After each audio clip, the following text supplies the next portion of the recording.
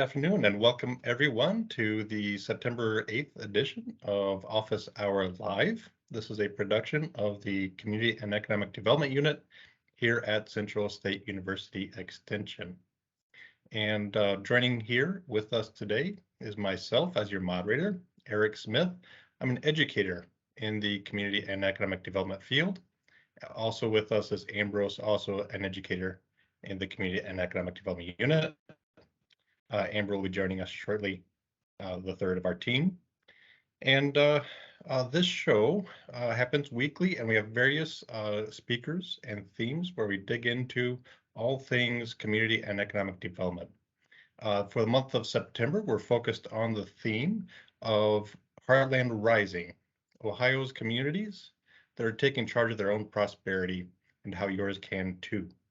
Today, we're going to specifically be speaking with someone who is a colleague in the Extension Service who hails from Missouri, but whose work is nationwide. And so we snuck him in under this Ohio theme.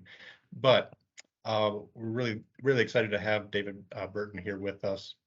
What is community and economic development? It's a broad range of things where we engage communities to identify what the path that they see of for their own development and support that. For us with CSU, Central State University Extension, the Community Economic Development, we focus on 4 priority areas. We assist small scale farms. We support small business development, and we build resilient communities, and we catalyze personal and professional success. And really, if you think about it, CED, Community Economic Development, spans a broad spectrum from infrastructure, working on infrastructure, the buildings and broadband and bridges, to the human side and everything in between, which includes the businesses and organizations and helping all that to flourish. And today, we have the focus on thinking about the idea of placemaking and neighboring as a strategy to help your community succeed. The research is clear. If we can create place attachment through placemaking strategies, through good neighboring, through building strong connections, that will help your community weather the storms that are bound to come, whether it's employers leaving or what have you. The shocks to the system, what consistent research is consistently showing is that the best strategy for getting through that is to create place attachment. And so I just couldn't think of anyone better to talk about this idea than David Burton. And so happy to have you here, David. Well, David, thank you. of course, yes, has over 20 years been a community economic development specialist for the University of Missouri Extension in Greene County.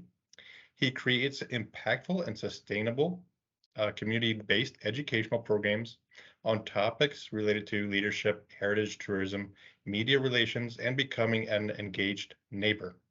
In recent years, he has earned a national reputation in the area of neighboring with his monthly Neighboring 101 class, the Engaged Neighbor program, and various media and podcast appearances. Born and raised in Ash Grove, Missouri, David is a 2-time graduate of Drury University in '88 and 2001.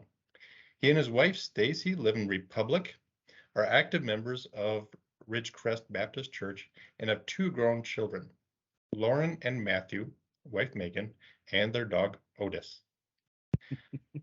So with that, we'll turn things over to you, David, if there's anything else you want to share about yourself in addition to that brief intro. Well, thank you for the invite, and what an honor to get to share with other extension specialists as well and have that connection. I love that. Thanks for the shout out to my dog Otis. You know, my kids are out of the house, so no one ever asks me or introduces me as the father of Lauren or father of Matthew. It's the owner of Otis or Otis's friend now. So Yeah. that's a big part of my identity, apparently. So that's great.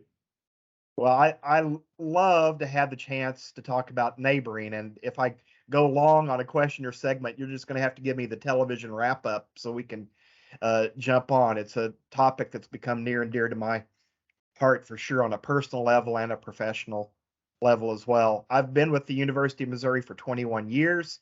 Uh, I've been very heavily involved in leadership training and working with cities and organizations to develop community volunteers and community leaders. And so that's kind of my little bit of my background with Extension coming forward, but it has kind of changed here in the last 5 years and taking on an additional aspect of neighboring. Um, in Missouri, we also divide the state up by counties, and every county has an extension office. So that has been part of my responsibility to manage that office and the staff and the governing council on our budget and things too. But that's being reorganized, so I may get to move some of that off my plate and have more time for community development work all across the Midwest. So excited about that. Yeah, that's great. Well, one thing that you really are, I mean, I've been to kind of, it just seems like when I pop into this placemaking or neighboring workshops, there you are, either facilitating or engaged in it somewhere. So you really are, uh, like you say, well-known nationally. In fact, you've been you're in a chapter in a book, right, recently with Melody Warnock, her new release. Yeah. Um, but I think part of what attracted me to your work is the Engaging Neighbor program. And so I wonder if you'd care to tell what that program is and share a little bit about why you went down this path, what your interest is in this work. Sure. Well, when we talk about neighboring, I have to confess it's both a personal interest and a professional interest. And the personal interest came first. And I think we can maybe talk about that part maybe a little bit later on with one of our planned questions. But it's really been the last 5 years that it's developed as an interest. And I had that, that moment where you have kind of an epiphany and you say, wait, this isn't just a personal thing. This actually applies to community development at a very grassroots level. And so for me, I often say there's nothing I can do that will impact Washington, D.C. There's very little I can do that will impact Jefferson City, which is the capital of Missouri. But there's something I can do every day that impacts my neighborhood.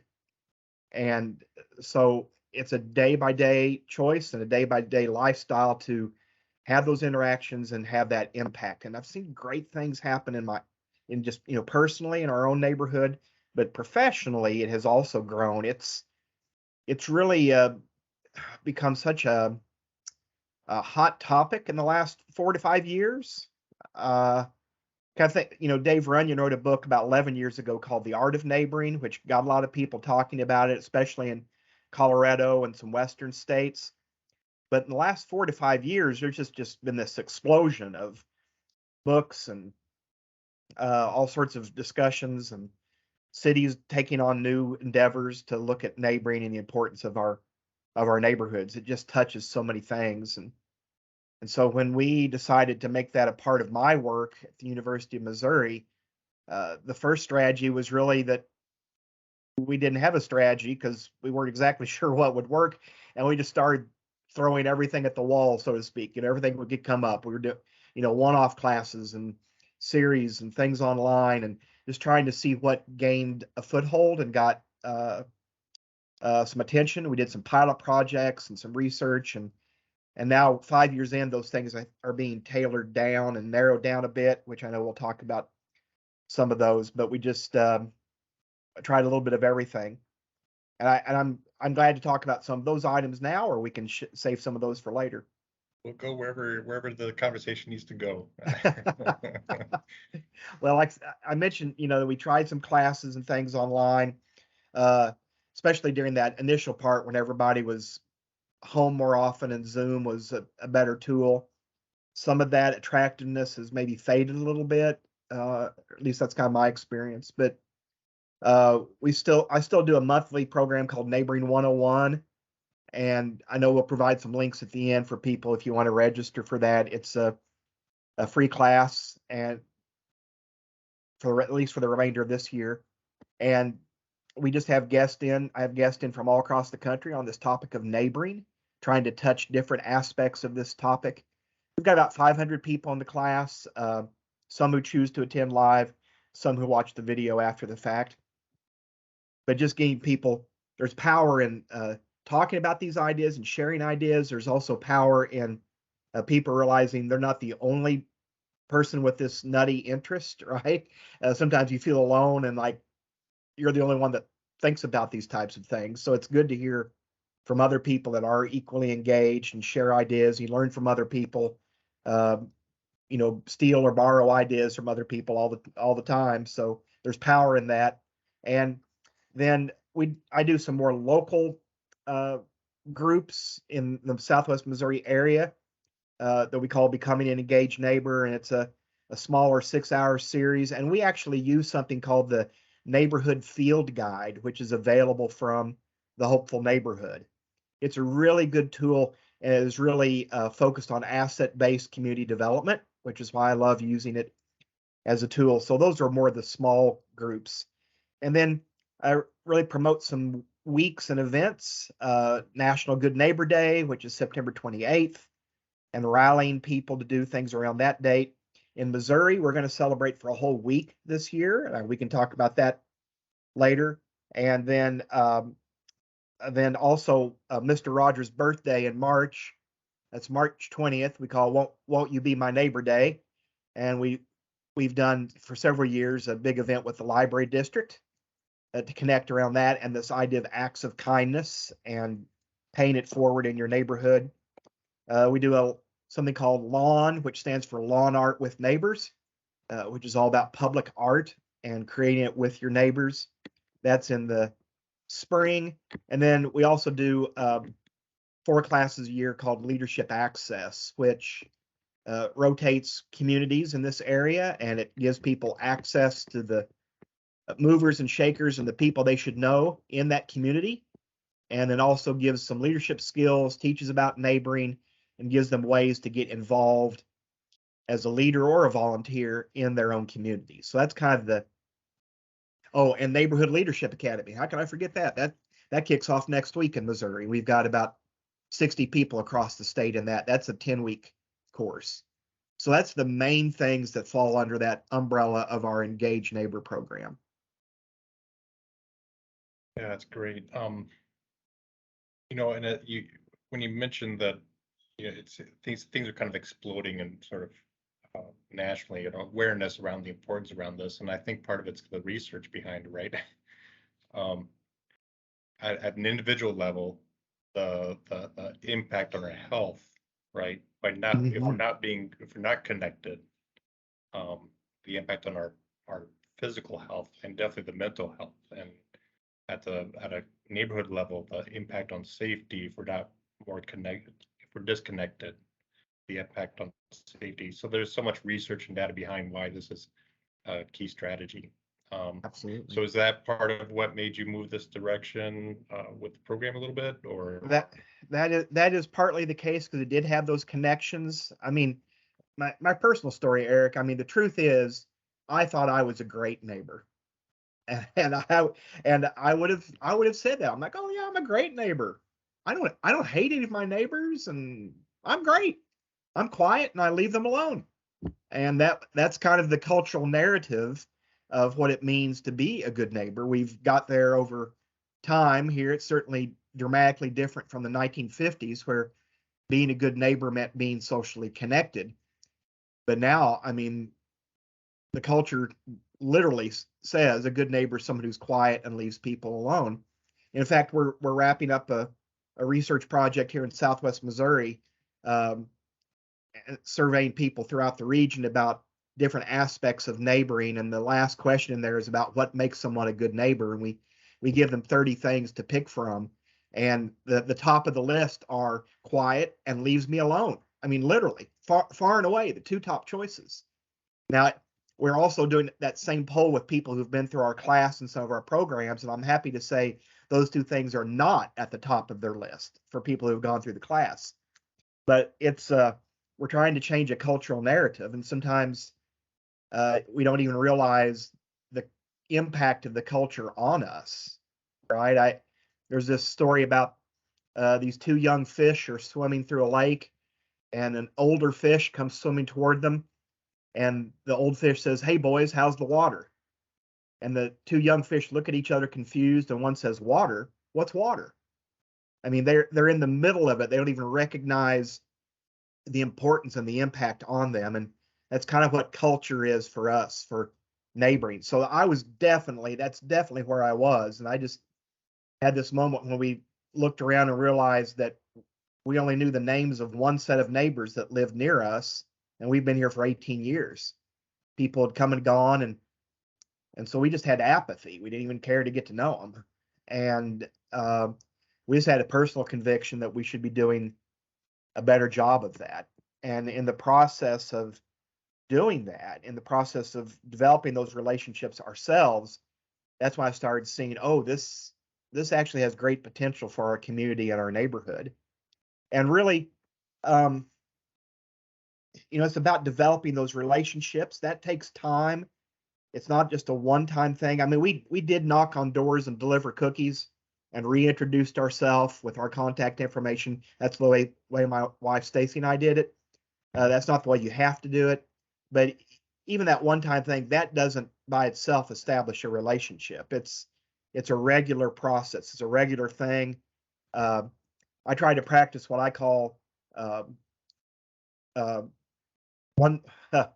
Golly, ever had one of those complete blank moments in your in your in your I head? care to admit. Is is this a sign of aging as well? Golly, my wife and I talk about this all the time. Have you had your one positive touch today? A one touch neighboring sort of philosophy, and that is we try to have one positive interaction with a neighbor every day.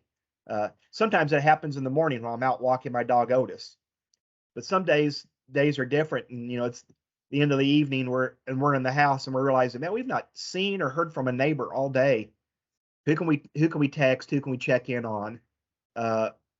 Just to make sure we're maintaining that connection. It's sort of an accountability thing to ourselves as well.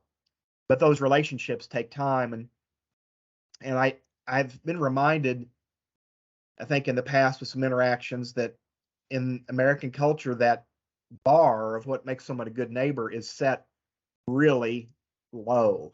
Back in February, we had a pretty big snowstorm in our area. I was able to be home, and I knew some older neighbors around the corner. She had just had surgery, and so I went down to shovel their sidewalk so they could get to their mailbox. And it's not a long sidewalk, I don't know. Maybe I spent 30 minutes doing it. And both people came out on the porch, big glass of hot chocolate for me, and just thanked me over and over and over. They were fairly new to the neighborhood. They'd been here maybe a couple of years. They've moved around a lot over the years. And as I was leaving, she said, "You are the best neighbor we've ever had." Well, I walked back to the house with a little spring in my step, my buttons were about to pop. I was so proud of myself, thinking I'm the best neighbor they've ever had. And then I realized that was really the only time I'd had interaction with them. I just shoveled their sidewalk. I mean, that was the bar to become the best neighbor they've ever had. I mean, that's a really low standard, a low bar. And I've just seen that just a little ounce of kindness, a little ounce of interaction goes a really, really long way toward building connection. And when you have that connection, those people want to get involved. That same lady and her husband helped at our neighborhood, what we call I Love America Kids Parade that we've been doing for 3 years in our neighborhood. They both came and helped with that and volunteered. I mean, because there's a relationship there. And so it's those little interactions that make a difference. Yeah, one thing you mentioned was the lawn art. I'd be curious to hear more about that. Yeah, that's a program that actually started during COVID, and it is a partnership between University of Missouri Extension and Missouri State in Springfield and the Springfield Arts Council. And when people couldn't get out, there's actually a national day for public public sculpture that this coincides with in the spring.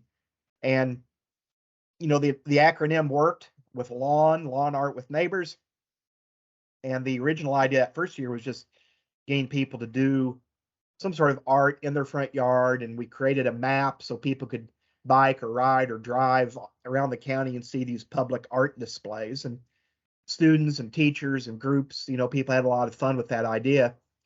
And then the second year, we tried to emphasize not just the public art, but better yet, if you can create or do something with your neighbors jointly. So that's what I've done in my neighborhood the last couple of years. That this year we created a sort of a mosaic on picket fences, and everybody over a series of a number of weeks, different neighbors came to our house, and I had these squares that were cut out about that big, and did spin art. They could pick their colors of paint, drip them on there. You put them on a power drill and spin it at different speeds, and it creates these really fun, unique designs. And then they got to hang it on this portable picket fence structure that I'd created.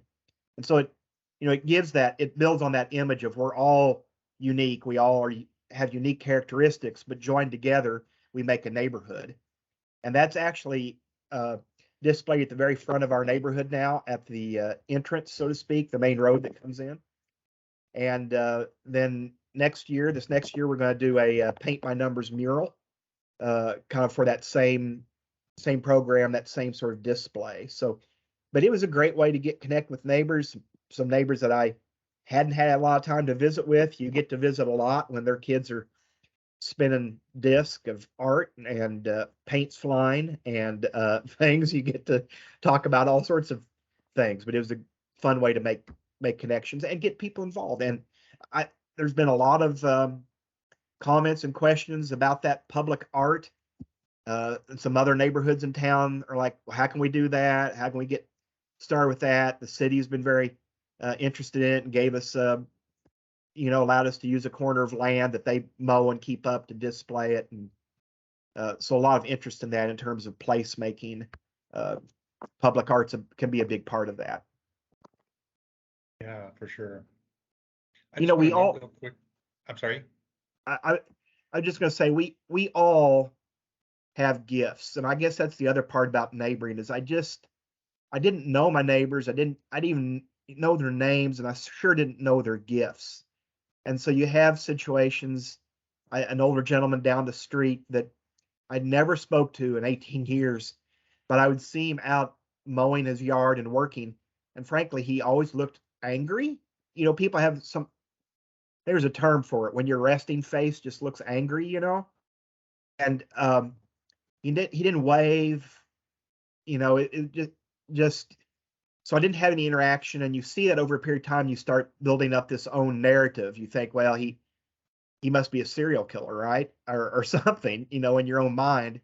And there was a series of events, an interaction they had with my wife caused me to go down and set up an appointment and go down and visit with him on a set morning to have coffee. Not an angry conversation, but just to try and get to know him and hear his story. Well, I was there for so long, my wife finally called. She thought maybe that he was a serial killer and I was no longer there or something. But I was there for 2 or 3 hours visiting. The guy is a 4-time Purple Heart recipient. Never in my life have I ever heard of anybody had 4 Purple Hearts. I forgot how many tours of Vietnam he did. Was wounded 17 times. He had just been drafted into minor league baseball, and then he got his draft for Vietnam and, ended his baseball career. I mean, it is quite a story. And he loves to trout fish and things now, and he's great with his yard. And so he went from being this guy that I maybe feared, I sure didn't want to interact with, to this guy who I know he has a great story, somewhat sympathetic to that, but now I know how to engage with him, right? And we do talk about trout fishing. We do talk about yard stuff. When the people say, have questions about their yard, I always say, hey, you need to go talk to, his name. And that's just one of those gifts I didn't realize that was around us.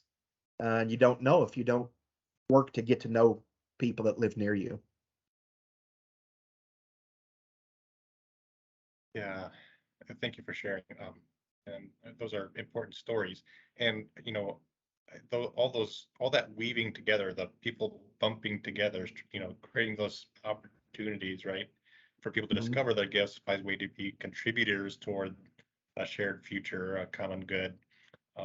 It all adds up, right? And so, I did, folks in the chat, I dropped just a couple of resources. I mean, I could do this all day, but if you want to learn about the impact of social connection and how vital that is for our well-being, uh, there's some great research, list of research at the uh, Institute or the Foundation for Social Connection. And so I dropped that link in there, the resources page.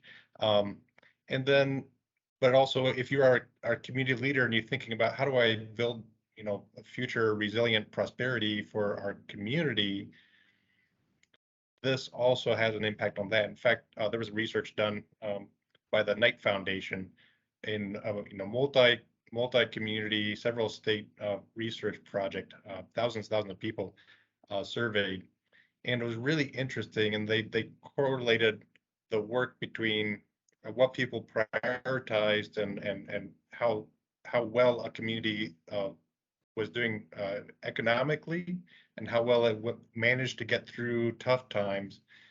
There was a strong correlation between if you have that sense of aesthetics in the neighborhood, if you had social offerings, those placemaking activities had a net benefit to the economic future, and of course the health and well-being of the communities that they studied. So there's Absolutely. a lot of research behind what David is doing. So I just want to mention just a couple of those points there in your That chat. So that Knight Foundation study is an excellent one. I've forgotten the name of the study, but that's really an eye opener.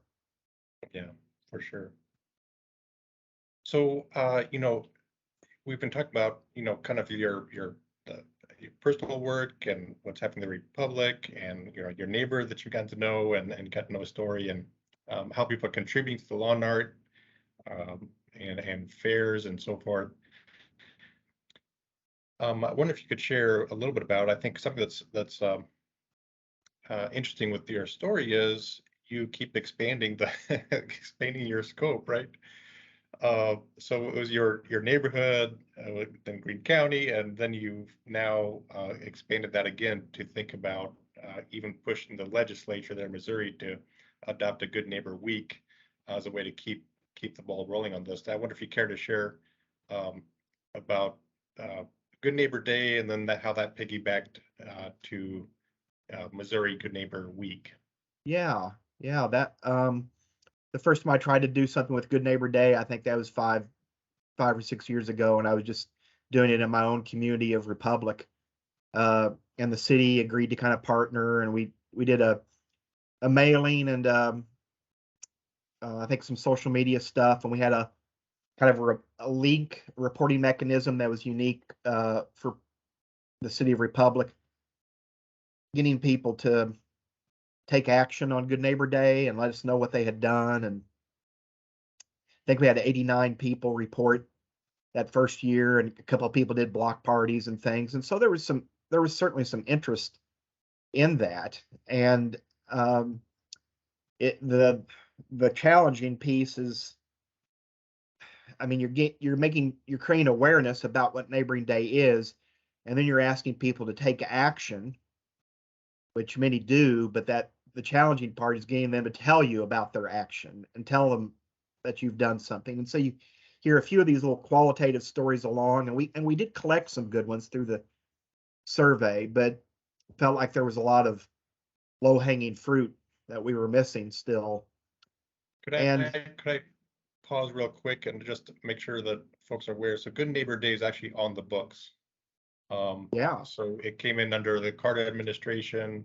So since what, 78, I think. I mean, it changed a little bit on the days, but September 28 every year is Good Neighbor Day. So I just yes. wanted to say that's it's a thing. It's a legitimate thing. It's not like National Pretzel Day on The Office or something. It's like a real holiday.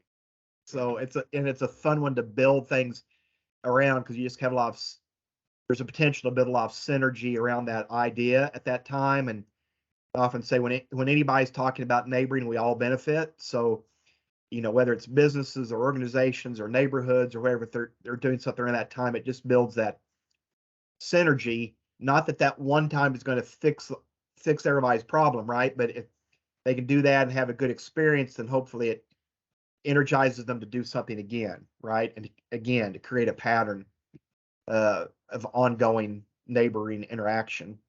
And so we pursued that a couple of years, and then I think COVID hit, the lockdown year. Maybe we didn't do much of anything except on social media. We did things in our own neighborhood. During the month of September, we had a theme each week for our neighborhood, actually, to do things that were socially distanced. A sidewalk chalk art festival, for example, one week, and getting people out and doing things. So it looked different that year. And then in 21, we came back and made it county-wide emphasis. And I got sponsors in every town to help present checks, $250, to the best act of neighboring in every town. And so that was kind of the incentive to try and get people to report. And we really, plan something for this day and then let us know what it is. And then we recognized the best examples. Some of the feedback we got back at that time, some people felt like the prize money was kind of a bribe to get people to do things, and we're uncomfortable with that. So we've made some adjustments this year. You can either report an act of neighboring, or you can nominate someone as the best neighbor, the most engaged neighbor in your county, and we'll be recognizing them. That year when we went countywide, the goal was to have 1,000 acts of neighboring, and we actually ended up documenting 5,500. I think over 2,000 of those were in Greene County. The others came from other counties.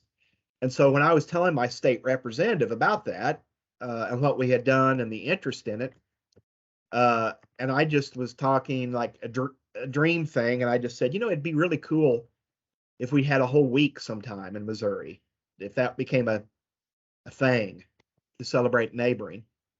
And it was just it was a conversation, a chamber meeting at a table, and really it must have hit a chord with him, because next thing I know, he's sending me a draft of this bill that he's written, and they're getting ready to have testimony on it at the State House. So I got to go and give testimony on that. The Missouri legislature was kind of tied up in knots this year over several different things. And so while it got out of committee and it seemed to have a lot of forward momentum, it kind of died like everything else did. And then the day before the last day of session, it got attached to another bill that was very non-controversial, that was flying through, and everybody was throwing amendments on it.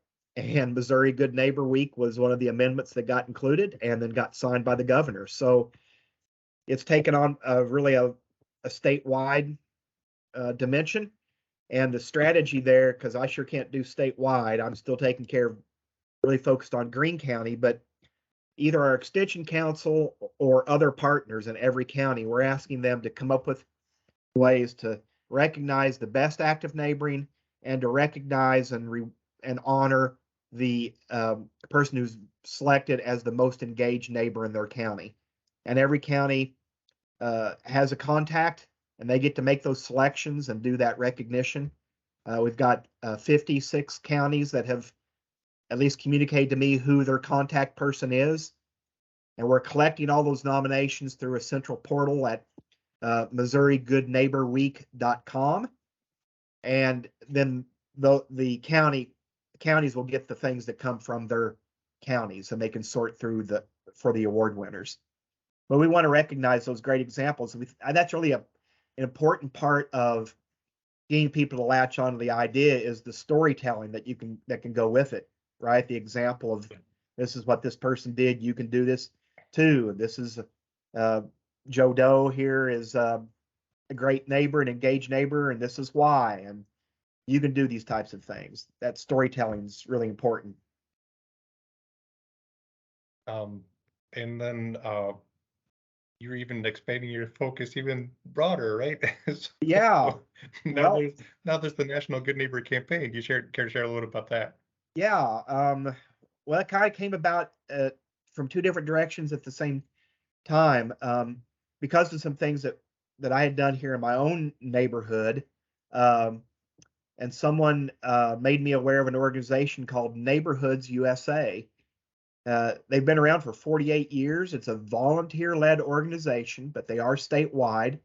Um, they focus pretty heavily on urban neighborhoods, and a lot of the membership is more from heavily urban areas. Um, but they have a national convention every year. This last year was in Little Rock. This coming year, it's going to be in El Paso. And so I thought, I think I want to get more involved with that. I want to learn more about that. And they have an awards program, and they recognize top neighborhoods around the country. And you can do a application. You have to do a presentation that goes with that. Some of the presentations were just really off the chart. I mean, really, really good. And so I submitted my neighborhood and the things we'd done over a year and a half to that contest. And we actually got picked as the third best neighborhood in the nation for social revitalization.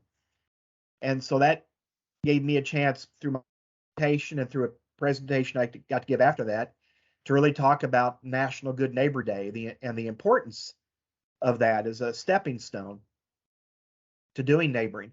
So I already had some people asking about that. What would that look like? And then the Hopeful Neighborhood is located in St. Louis, and I've gotten acquainted with them, and they've been helpful with Missouri Good Neighbor Week, but they have a national focus. And so just together in conversations, we're like, well, let's see if we can start to develop a coalition. And actually, we've got a pretty solid group of people this year interested in National Good Neighbor Day, and we're already percolating ideas about next year and how we can grow that even more. There is a website you can find online for National Good Neighbor Day, and you can, if you're going to do an activity, you can pin yourself on a map already. It's that map's starting to grow, and there's a lot of interest. I was telling Eric earlier, there's so much conversation about neighboring; it's become fashionable again, I guess, and even Good Morning America and State Farm on September 1st announced that they were recognizing Good Neighbor Month, and they were going to celebrate good neighbors across the state. And I know the Nextdoor app, they do a thing during September as well to recognize neighboring. So this September is starting to feel like my Christmas season. Great. So, David, one thing I worry about a little bit is we're talking about, you know, this is the snowballing here, and it's gone from your neighborhood and Republic to Republic in Springfield to, Greene County to the state, nation.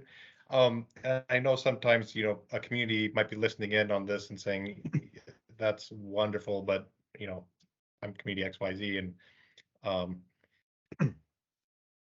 where do I start? This sounds great, but where do I start? And so I wonder if you could kind of help us with that question, right? So what's that first step toward getting to where placemaking and neighboring and connection starts to happen in a strategic way and builds as a platform, as a foundation on which um, you know communities can become more resilient and prosperous and harness that local energy, that local capacity, those local assets, as you say, for a better future.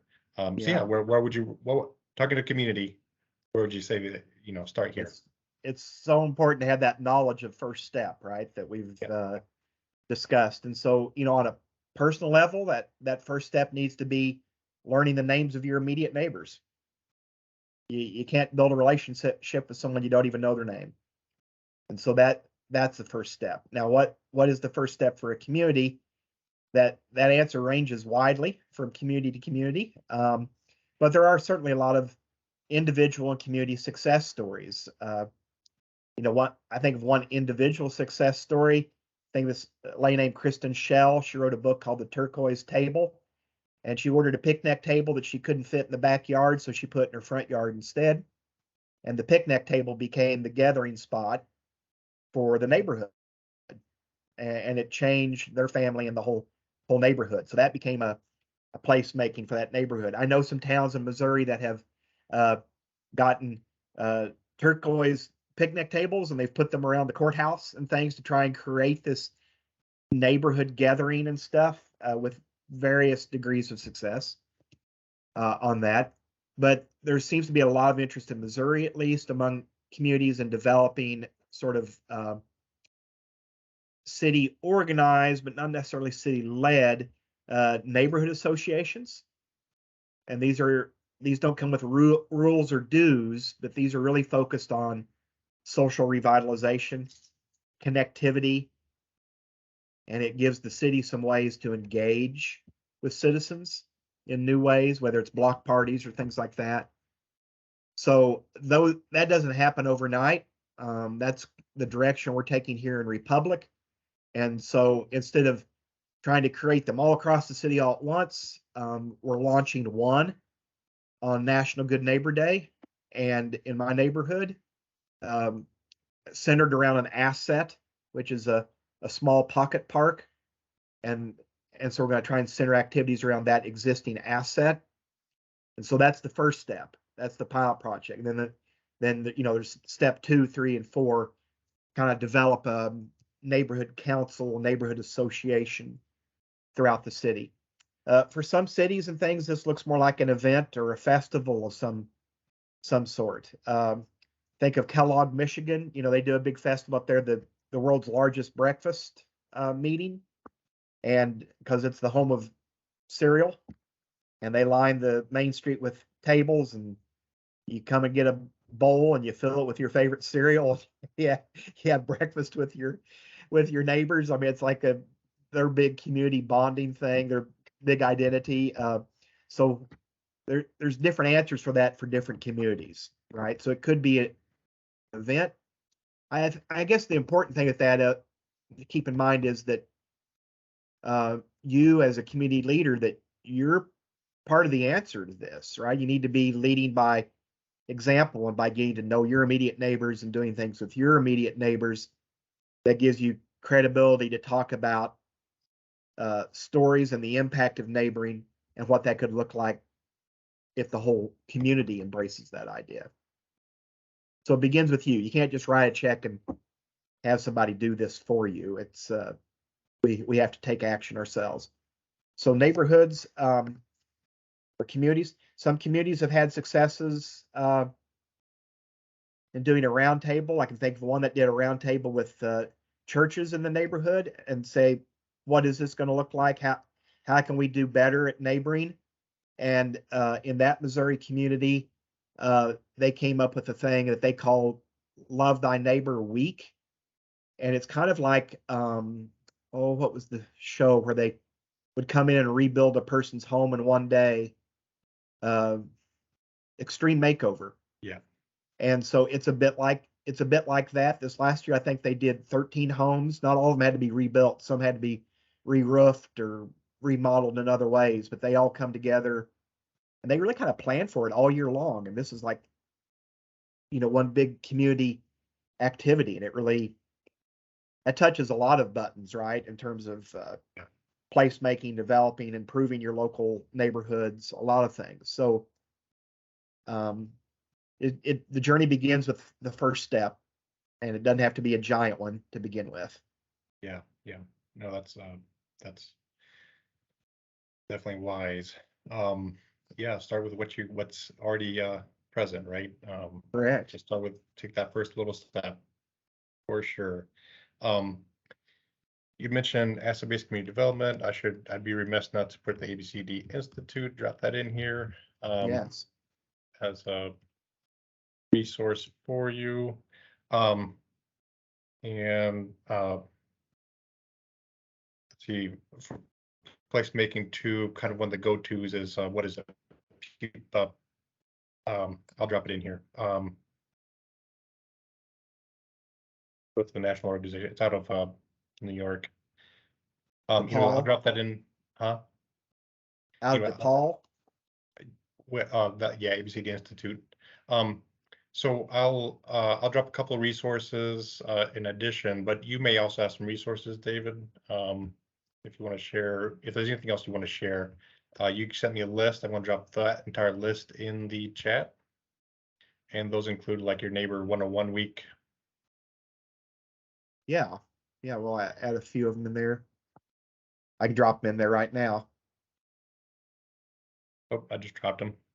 Okay. We'll let yours come up. That's some information about Missouri Good Neighbor Week, or how you can enroll in Neighboring 101, along with subscription to a regular newsletter that goes out that's free, that is all about this idea of neighboring and building connected communities. A survey that you can take, a very, very short survey that you can take, that gets you access to a larger information packet on the idea of neighboring, and then also a blog post, which is my regularly updated list of resources and references if you love to read and study about neighboring.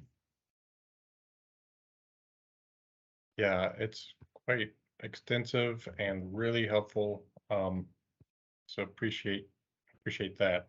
Um, so let's turn things over.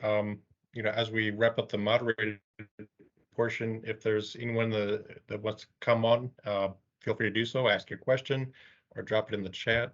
While you're doing that, I'm going to mention a couple of other resources. Again, here's DePaul University, ABCD Institute, and there's just a wealth of resources and tools there. For, again, as a community, embracing assets and place and the power of people to create the future that they want.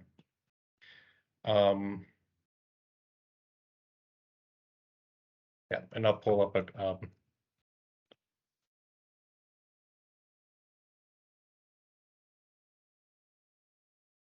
the Project for Public Spaces is what I was trying to think of. They have a 10 plus concept. If you can create,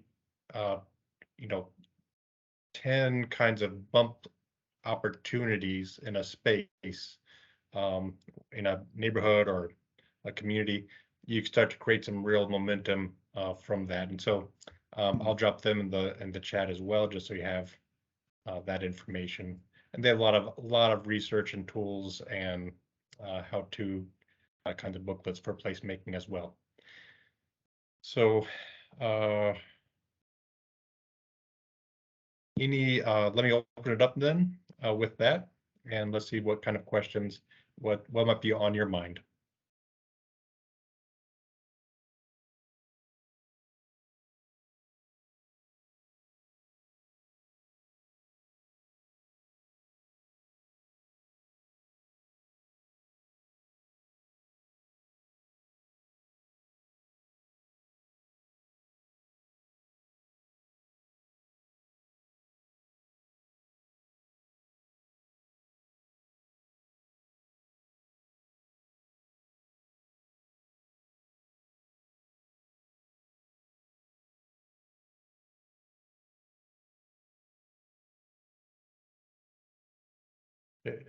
But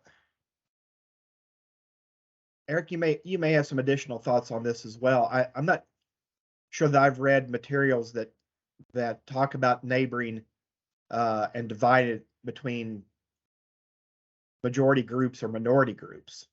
I think a lot of these tools and ideas apply equally across neighborhoods of all types and with all types of groups. You do have to, as I often tell younger audiences, you do have to put down the TV remote, get up off the couch, and step outside. So there's a little bit of that involved, not clicker neighborhoods where maybe people would use the garage door and go inside and click it again. You never see them again. Or some neighborhoods where people maybe are more fearful to be out. Both of those have their own unique kind of challenges to get people to make connections with people that they feel safe with making connections with, I guess. But it does begin with those individual neighbor connections. That's the first step, because then as you develop that relationship, then you have someone to partner with, to, like, maybe you're just going to do a little ice cream social or something in your space, whether it's an apartment or a driveway or whatever, and you have somebody to help you. And I think that's really, really important to do. And then they bring in those other connections. And I've seen the power of doing that just on a regular basis. One of my neighbors ended up running for city council and getting a seat, and he said after the fact he never would have done that if it hadn't been for our little gatherings, because he didn't think he really had anything to contribute, and he didn't really know anybody. And just some ice cream socials over the course of one summer really got him off the couch and involved locally. So I don't know, Eric, have you seen it? I mean, it's there have been some studies that have focused on minority groups, even at the University of Missouri, and some lower income communities, if that's what we're thinking of.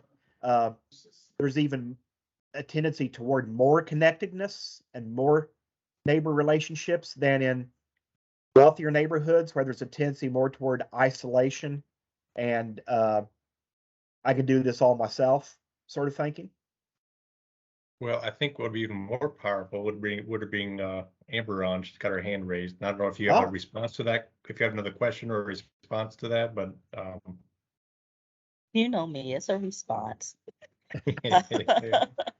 I'm part of the CED team and been in this space, especially with that community development side. And as you stated in the earlier, even with your example with the older couple where you were shoveling their driveway for them, it's really about more so than race. It's more about understanding the needs of that community. And the way that you start that is being visible, is listening, and being consistent, not coming in dictating. And then what'll happen is you'll find those individual kind of unofficial leaders in the community. That might be the neighborhood or the subdivision candy lady that everybody goes to, but she knows everything, right? Or he knows everything. And you you organically identify those folks. That's where you start the conversations, and they'll give you the rundown who Billy Bob is, who Tracy is. No, you can't talk to them, but if you want that done, that's the worker bee. They'll kind of put your subcommittee together for you to move forward to do any activities and open that door for you to have those authentic conversations. So, me personally, there's a part of Ohio that is predominantly white Appalachian. They know when I'm coming. They know I don't live in the neighborhood, right? So, but using those type of tools, I have very good relationships in that area. So yes, they still know when I'm coming. They still know that I don't live there, but we are getting work done, right? And we're doing it together collaboratively. And we're planning what we're going to do next year. And our first event is next week, but we're already planning even things we're going to do next year and how we're going to expand that. So it's really about being authentic, visible, listening, not dictating. Because some things I might have an answer, but I have to facilitate them coming to the answer, else you're not going to have buy-in, and you just look like you're just trying to take over. yeah. So I really believe in that ABCD model. I know that's going to make Eric smile. Um, I was doing that model before I knew it was a model. Right. But I think that's critical to any kind of relationship building. Then it becomes like in professional world where you say somebody makes a phone call like, hey, Amber's gonna call you, make sure you listen to her call, right? That's that individual neighborhood leader. Hey, this person's okay. Even though they're not from this neighborhood, yeah, we're gonna let them in and we're gonna work with them. If you're already in the neighborhood, oh, they're not who I thought they were gonna be. They're really actually cool. We have a lot of common things. Let's, let's eat some ice cream, right? Come over my house. I'm cooking out. Stop through. And then next thing you know, you have a full social calendar, but the relationships are there. And that's the most valuable thing, no matter what kind of community development that you're doing. Yeah, that is great, Amber. I love what you said about not it's this idea of not just an outside organization swooping in and taking care of whatever it is, or doing a one-off event and you never see them again. It's, somebody that's there and invested and having that contact, developing that relationship. You said that over time. I mean, yeah, I think you're right. 100%. 100%. That's exactly the key.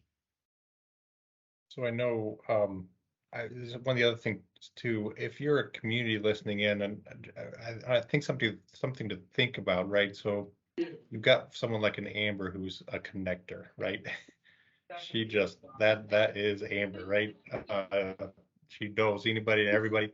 Okay, so the question then is for you, I think, is how can you celebrate that role, that function, how you can pull those connectors in, regardless of the neighborhood, pull those connector types in some kind of a round table, if you will, or somebody mission round table. But how do you? That is your strategic first move, probably, is to figure out who those connectors are, and then how do you invest in them and incentivize them to do what they do naturally, just to do more of it and to teach the rest of us how to do it. You know, so just something, when Amber came on, I'm like, connector. That's a Yeah. key piece of this story. I would love to know if Amber has a quick way to make this happen, because I've not found a quick way. It's a process, because you have to establish trust, and it takes time. And I do a lot of one-on-one individual talking, right? And then a meeting for a follow-up, and just trying to develop those individual trust that takes, golly, sometimes years or months before you even have more than one person to sit at the round table with you. Nope. On average, it might take me a month and a half. It's being visible, seeing what those kind of social gatherings are, so they keep seeing you over and over again. So being strategic when you show up, and whatever you say you're going to do, no matter how small it is, you do it, and you do it well, and you do it with enthusiasm, and it says, how can I help you next? So when you have that kind of approach, it doesn't take long. Now, to maintain it is you have to be continually visible. You can't be in there, build it up, and then you leave them, because then you lost, right? Yeah. You have to maintain that in different ways. So with our team, we cover a whole state. So we are very careful on how we build those relationships, because we don't want to get to a point where we are not responsive, or, we're not available. So we're very strategic. And then we even link the different groups together. We connect them. So that's added value, because some things they can work on even without us being the organizers of it, because we say, hey, you have this skill set, you have this skill set, let's connect you. And then we can step back a little bit and still work on other things that they need. But we're still at the table. Yeah. So when you do that, then it doesn't take as long. But once you do, you've got to continually stay the course. You said be consistent, because some of those individuals, some of those neighborhoods have been burned before. Consistent. Right. By somebody that'll come in and do something XYZ. Maybe it's a one-off, or maybe they do it a couple times and then never show back up, and that makes them feel burned. And when you're coming in And not then you don't have with that trust. intention, yeah, Right. you don't have trust, and you have to work extra hard to overcome that yourself. Yes. Yeah. So one thing that I did, because So one of the groups is like that, I managed the expectation of when they're going to see me in person versus me coming in personally. So I do every other month. So 1 month I'm there in person at our meetings. The next month I'm virtual, because they're like over 4 hours away. So I can't always Right. drive 4 hours to be there an hour and then drive back 4 hours. Yeah. So I kind of manage my in-person versus virtual Mm. time, but that personal time is still critical. Yes. I see that Ambrose turned his camera on, so I want to make sure that if you did that because you had something you wanted to contribute, please feel free to do so. and then we'll need to wrap up because we are at time. And KT Norton had rose their hand too. I don't, and then they took it back down, so I don't know. Oh, they typed their questions.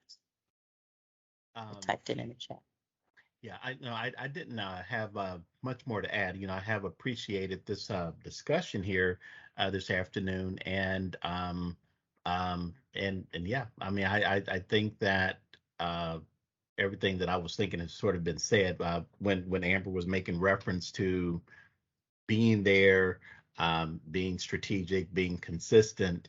I think that sometimes within the extension profession, that may look like lower numbers, someone sort of looking at metrics, but that's the kind of activity and the kind of work that needs to be done to really develop that engagement where you can develop that trust.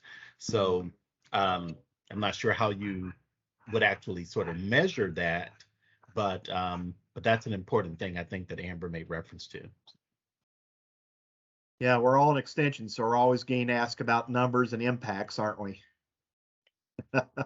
And that's some of those impacts are hard fought for over a long period of time with lots of contacts, like Amber has shared there too. So, I mean, we have to, that's one of the things like Missouri Good Neighbor Week and Good Neighbor Day, that survey, that feedback that we get for people to do the reporting, that helps give us a lot of impact stories and impact examples.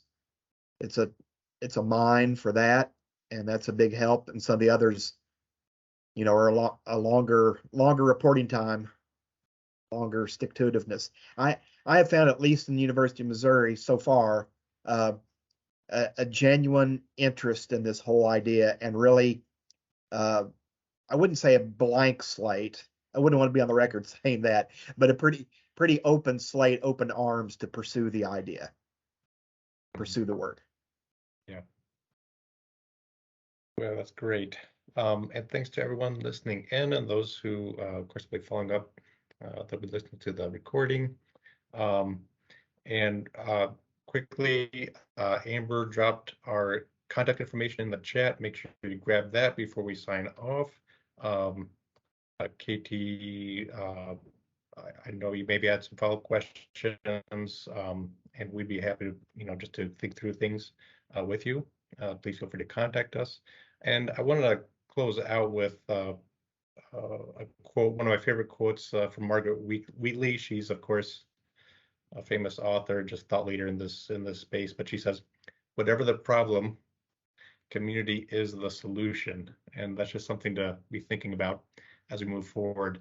And I just want to appreciate David for coming to share your time with us. Really appreciate it. I had someone the other day who's been in the space, and he said, he asked me, like, what, you got war in Ukraine, you've got all the climate change, what, does this matter? And I just thought back to Margaret Wheatley again, that she says, whenever agency shrinks, that's when polarization grows. And the way we experience agency, that is the ability to, the feeling that we can shape the future, I mean, that happens first in our neighborhood, in our proximate location, right? And so I just want to appreciate the work that you're doing as growing agency, and the future of our democracy and country rests on that. So I just want to appreciate your work, because it really does matter. Well, thank you. And thank you again to everybody being with us. Yep. Thank you.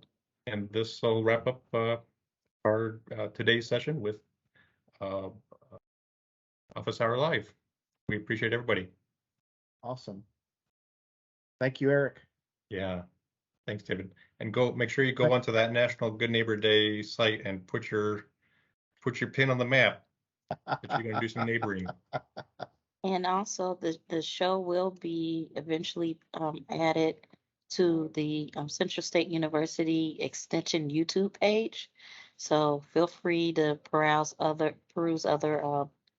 subjects and topics that we have done. Feel free to share. And like all the influencers say, make sure you click, like, share, and subscribe.